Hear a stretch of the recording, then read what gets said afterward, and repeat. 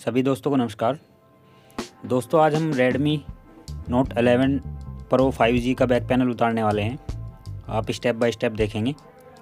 और दोस्तों आपको बस ये ध्यान रखना है कि मोबाइल के पैनल को थोड़ा हीट करके और बहुत ही आराम से प्यार से उतारना होता है, क्योंकि ये पैनल कांच का होता है तो इसका ब्रेक होने का डर होता है दोस्तों।